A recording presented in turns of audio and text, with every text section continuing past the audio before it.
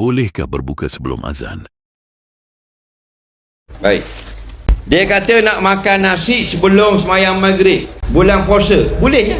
Kalau nak buka puasa bukan syaratnya lepas sembahyang maghrib. Syaratnya masuk waktu maghrib. Kerana makna puasa ni al-imsaku 'anil muftiri min tulu'il fajar ila ghurubi syamsi.